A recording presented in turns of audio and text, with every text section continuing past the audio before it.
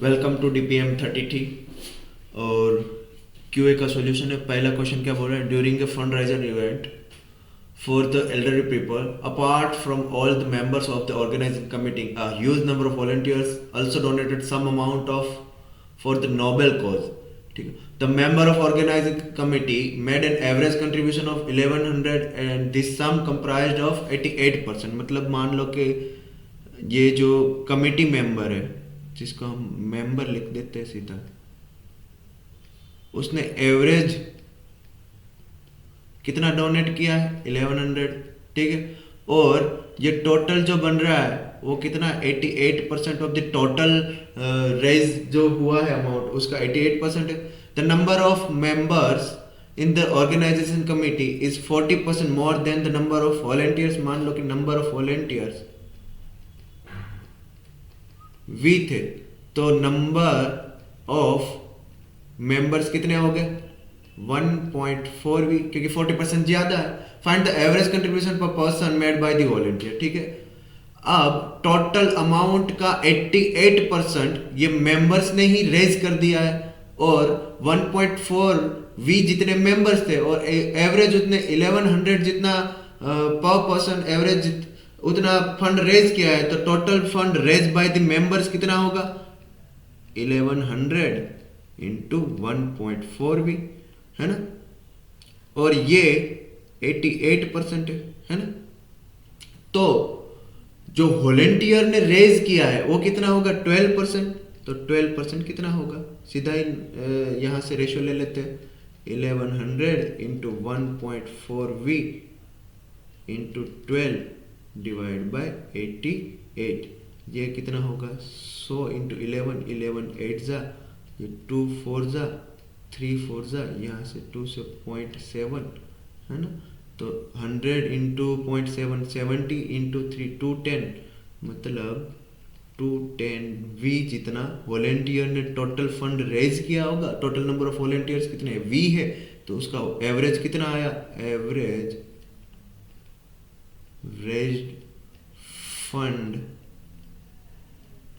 Bye volunteer is equal to total amount raised by volunteer is 210v divided by total number of volunteer is v। तो ये कितना? 210 रुपया आ गया, है ना। ये हमारा आंसर है। अगला question. 1 year ago the ratio between Lakshman's and Gopal's salary was 3:4। बात कर रहा है 1 year ago की, है ना। तो लक्ष्मण और गोपाल की सैलरी, मान लो लक्ष्मण की सैलरी एल, गोपाल की सैलरी एल थी 1 year ago, तो उसका रेशियो कितना? 3/4। मतलब एल कितनी? 3x, जी की वैल्यू कितनी? 4x। The individual ratio between the last years and this year salary are. Last year की सैलरी लक्ष्मण की तो हमने एल लिया है, मान लो दिस ईयर की एल डैश लेते हैं, वो रेशियो क्या है? 4/5। ठीक है। तो इसमें एल डैश कितना होता है? 5/4 इंटू एल, और एल की वैल्यू कितना है? 3x। तो L dash is equal to 15/4x। ठीक है। बोल रहा है कि वही गोपाल का क्या है? 2:3। तो गोपाल की लास्ट ईयर की सैलरी जी, इस साल की सैलरी जी डैश मान लेते हैं, और ये रेशियो कितना दे दिया है? 2:3। ठीक है। तो जी डैश की वैल्यू क्या होगी? G dash is equal to 3/2 into G, और जी का वैल्यू कितना है? 4x। 2 2 4, तो जी डैश का वैल्यू कितना आएगा यहाँ से? 6x। और ये डिवाइड बाय 4 वाला है, तो वही फॉर्म बनाना है, तो ऊपर नीचे 4 से मैं मल्टीप्लाई कर दूंगा, तो 24x डिवाइड बाय 4। ठीक। अब बोल रहा है एट प्रेजेंट, मतलब ये प्रेजेंट की बात कर रहा है, the total of their salary is 4160। मतलब g dash plus l dash is equal to 4160। ठीक है। हमारे पास दोनों की वैल्यू है 15/4x, एक की वैल्यू सॉरी, और जी डैश की वैल्यू क्या है? 24x/4, और ये है 4160, है ना। 15 प्लस 24 कितना होता है? 39x divide by 4 is equal to 4160। ठीक है। x की वैल्यू क्या आ जाएगी? 4160 इंटू 4 डिवाइड बाई 39, है ना। ये 13 3 जा, ये 13 320। ठीक है। ये कितना आया x की वैल्यू 320 इंटू 4 डिवाइड बाई 3, ये ऐसे कैसे रखेंगे।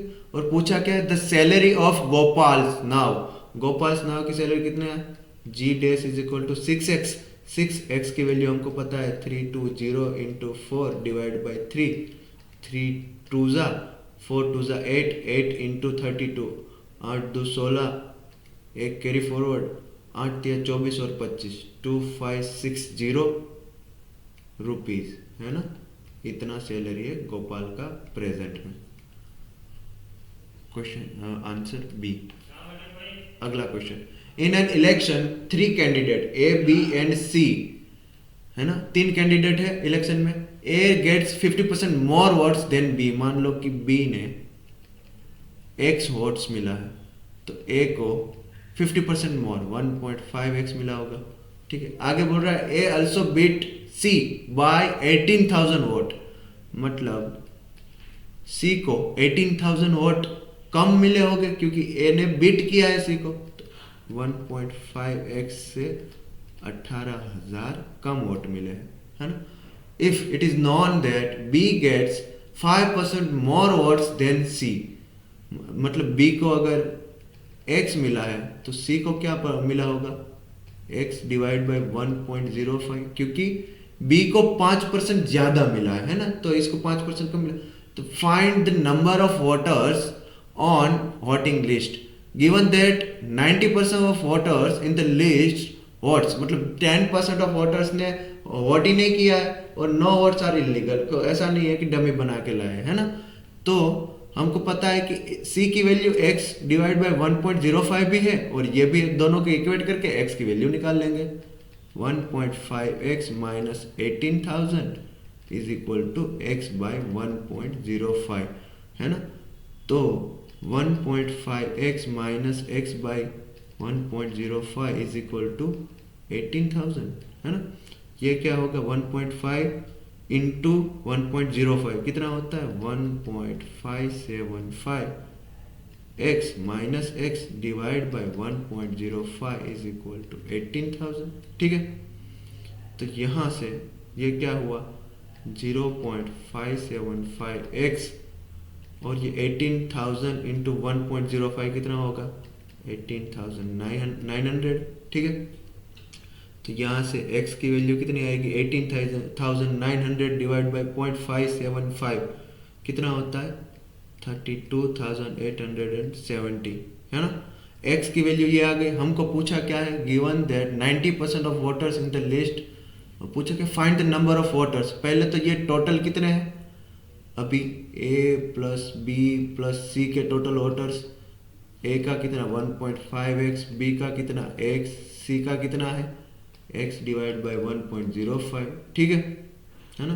तो ये टोटल वोटर्स कैसे मिलेंगे हमको, इसका वैल्यू आ रहा है 1.5 इंटू एक्स की वैल्यू 1.5, एक्स की value 32870 plus 32870 plus 32870 divide by 1.05, ठीक है। ये 1.5 इंटू 3270 कितना होता है, 49305 प्लस 32870 प्लस 32870 डिवाइड बाई 1.05 कितना होगा, 31305, और ये तीनों का सम क्या आता है, 113480, है ना। अब ये 90% ऑफ वोटर्स है, हमको चाहिए 100% ऑफ वोटर्स, तो मतलब क्या होगा 113480 डिवाइड बाई 0.9, तो हमको 100% वोटर्स मिलेंगे और वो कितना आएंगे 126089 जितना, मतलब इतने टोटल नंबर ऑफ वोटर्स थे, है ना। वोटिंग लिस्ट में जो वोट करने आए वो इतने थे, लेकिन वोटिंग लिस्ट में कितने थे, इतने थे, है ना, नंबर ऑफ वोटर्स। अगला question, in a factory 20 workers produce 20 toys in 15 days working 10 hours per day. How many days will it take for 25 workers to produce 30 toys working 20 hours per day? See the MDH by W, ये formula से सीधा हो जाएगा। Just आपको M D H और W को पहचानना आना चाहिए। देखो मैन कितने हैं 20 वर्कर्स, दिन कितने हैं 15 डेज, आवर्स कितने हैं 10, और वर्क क्या कर रहे हैं 20 खिलौना बना रहा है। सामने मैन कितने हैं 25, 30 टॉयज बोला मतलब 30 वर्क हो गया, 20 आवर्स बोला, अब डेज हमको पूछा है तो उसको डी रख देंगे।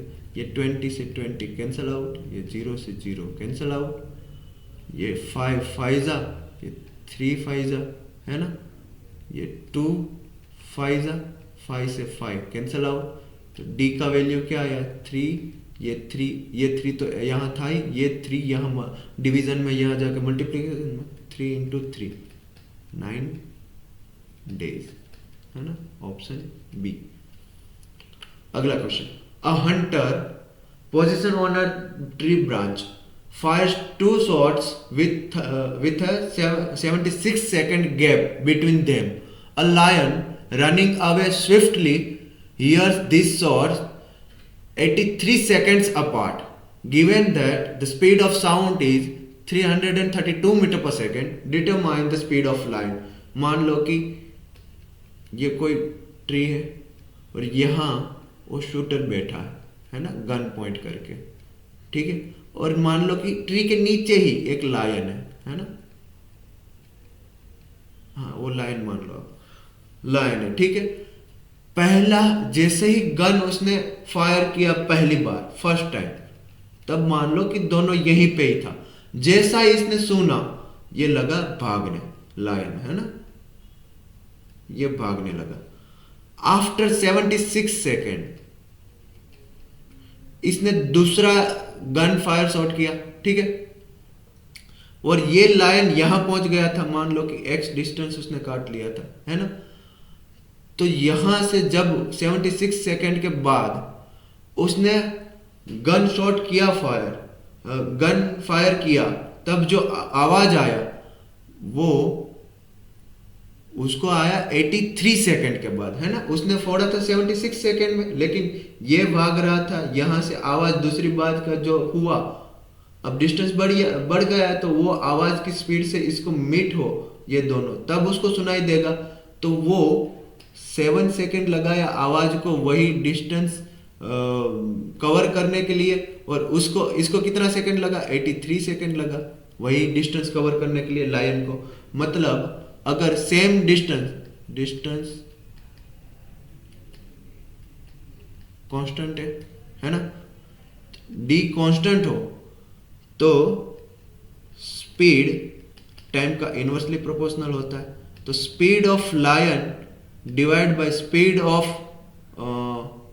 साउंड, अभी क्या है टाइम का इनवर्सली प्रोपोर्शनल, साउंड को कितना 7 सेकेंड लगा, लाइन को कितना 83 सेकेंड लगा, ये रेशियो मिल गया है ना।